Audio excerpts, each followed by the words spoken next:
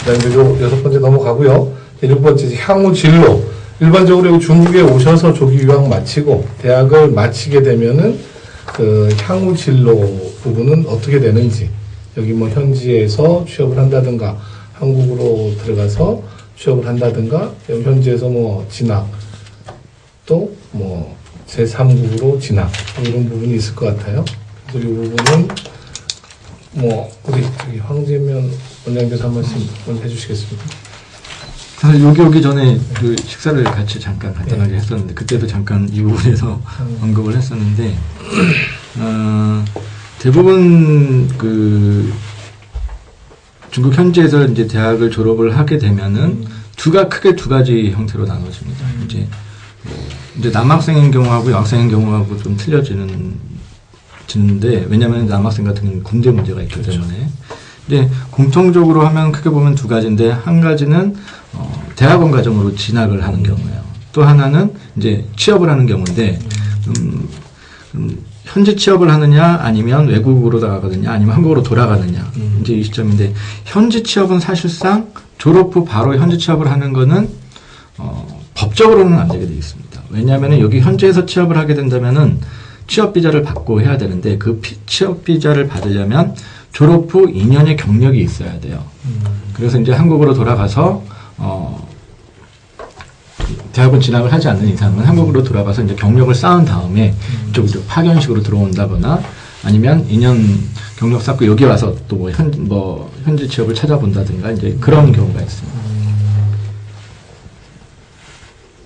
자, 이 부분은 이제 우리 어머니께서도 한 말씀해 주시죠. 뭐 자제분 그래서 이제 학교를 마치고 뭐 어떻게 하면은 좀 뭐 생각 같은 거. 글쎄요. 아직 거기까지는 저는 잘 모르겠고요. 아까 이제 저희 원장 선생님께서 설명을 해주시더라고요. 그래서 저는 이런 조항이 있는 줄을 몰랐어요. 법적으로. 그러니까 아마 저 말고도 많은 분들이 모르실 분이 계실 것 같아서 아시면 좋을 것 같고요. 진로라는 거는 사실 그 마윈 회장 같은 분을 봤을 때 그분이 아마 영어의 영문학과를 가셔서 영어에 자기 자신감이 있지 않으셨으면 지금의 그 알리바바라는 그룹이 탄생할 수 있었을까 뭐 이런 생각은 가끔 해보기도 해요. 그분의 의지력이면 무엇이든 하셨겠지만 그게 알리바바가 아닌 다른 형태의 회사였을 수도 있겠죠. 근데 뭐 지금 하고 있는 이 일이 이 아이들만이 해낼 수 있는 그 어떤 독특한 우리가 생각하는 한국의 대기업에 취직하는 것도 너무 좋은 생각이지만 다양한 꿈을 꿔볼 수 있으니까 저는 지금 이 시간이 이 아이들한테는 굉장히 축복이라고 생각을 해요. 희생도 많이 하는 얘기지만. 알겠습니다. 내가 하나 말씀을 드릴게. 참고로 우리 이제 큰애가 북경대 국제학력과를 나왔거든. 근데 지금 하나은행 다니고 있는데 그 동기들 08학번이에요. 동기들 이렇게 취직한 걸 보니까 2005년 전에 입학한 애들과 2006년 이후에 입학한 애들 전혀 달라요. 맞습니다. 그래서 이 동기들이 거의 취직을 다 했어요. 근데 다 좋은 데에 있어요. 이를테면은 한국에 되게 한 졸업을 20명 정도 했겠나. 근데 금융기관에 가 있는 애들이 5명. 우리 딸도 3개인가 4개인가 됐어요. 그러니까 이게 서울대, 연대, 고대보다도 더 경쟁력이 있어요. 우리 딸은 LG를 넉 달 다니고 마음에 안 들다고 때려치고 나가고. 그러니까 되더라고. 그게 뭐냐면 이제 북경대 프리미엄이 자꾸 올라가고 그 프리미엄이 올라가는 이유는 이제 북경대가 예를 드는 거예요. 그만큼 기업에서 써보니까 한국에 흔히 말하는 스카이 나오는 애들보다 국제 경쟁력이 있는 거야. 그러니까 그러면서 실제 그럼 아주 객관적인 실력을 얘기할 때 한국에서도 외무고시 같은 경우에는 되게 쉽지 않거든. 북경대 국제학교 나온 애가 그 미국에 뭐 하버드 어디 나온 애가 하나가 되고 여기 나온 애가 이제 외무고시가 된 경우가 있어요. 그래서 지금은 북경대에서 공부를 제대로 하고 졸업을 하면은 한국의 서울대 나온 것보다 그 입사 경쟁력이 더 있어요. 근데 거기에 이제 프리미엄이 작용하는 게 중국 확실하게 하죠, 일단은. 북경 나오면 영어는 어느 정도 한다고 봐요. 우리 딸 같은 경우도 이제 일본어를 일본어, 중국어, 영어. 4개국을 일단 한단 말이에요. 그러니까 그런 거를 내가 북경대 학생이다 이게 아니고 북경대를 다녔기 때문에 이 정도는 갖출 수 있는 능력이 있다는 걸 서로 보여주는 거예요. 그러니까 앞으로 나 이런 현상이 많이 나타난다고 봐요. 특히 경상계열 졸업한 애들은 보니까 뭐 우리 한국에서 꿈의 직장이라는 데 되게 가 있는 애들이 많아요. 특히 광화관리학과인가 이런 데는 한남장탈 같은 경우에도 정권에서 애널리스트를 있잖아요. 벌써 3년 지나고 나는데 팔려간다고. 이런 것들이 지금 계속 그 경쟁력 있게 나가줘요. 그러니까 두 학생 같은 경우도 내가 그냥 괜히 이렇게 기분으로 하는 얘기가 아니고 절대 어느 다른 나라, 다른 학교하고 비교해서 내가 걔들보다 못할 때 생각 전혀 할 필요 없어요. 교수들 입장에서 봤을 때 중국 애들하고 버텨내는 것 자체만 해도 벌써 경쟁이 엄청난 거예요. 중국 학생들이 한국 가서 버텨내겠어요.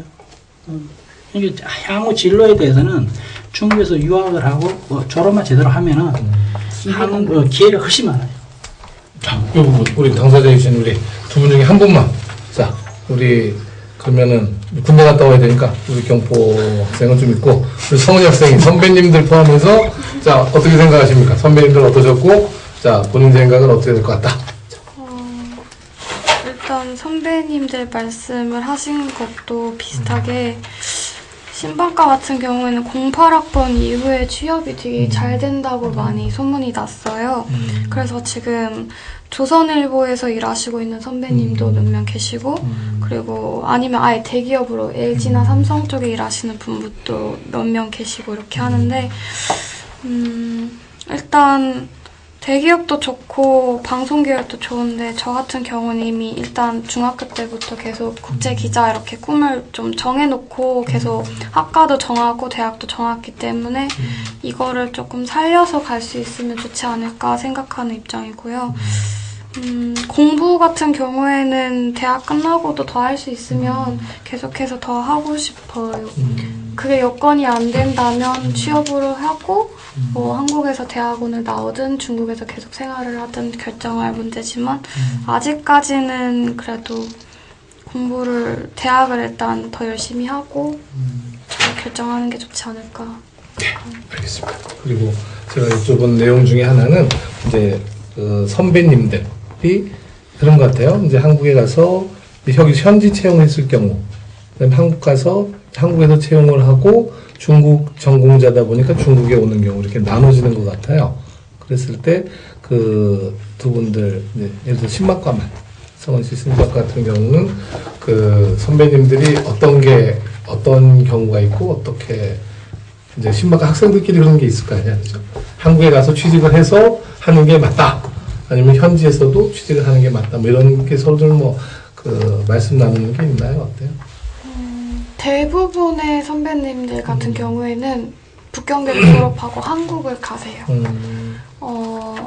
방송 계열도 그렇고 대기업 같은 경우도 그렇고 중국에 남아있는 선배님들은 거의 없으신데 제가 아시는 분 한 명은 이제 영상 촬영 쪽을 굉장히 좋아하시는 분이 있어요. 북경대학교에서 동아리석을 했는데 그걸 약간 중국 게임 회사에서 광고를 찍고 이렇게 하면서 조금 벤처기업처럼 하시는 분인데 그분 같은 경우에는 이제 중국 시장이 워낙 크니까 그것도 보고 중국으로 유학을 왔는데 포기하고 가기엔 너무 아쉽지 않겠냐 이렇게 생각을 하셔서 중국에 계속 머물면서 영상 촬영하시고 다른 회사를 이렇게 찾고 계신데 그렇게 아예 딱 색깔이 딱 분명하게 나는 이걸 하고 싶다. 중국 시장에서 나의 꿈을 펼칠 거다. 이런 경우가 아닌 경우에는 대부분의 선배님들 같은 경우 한국에서 취업을 하시는 것 같아요.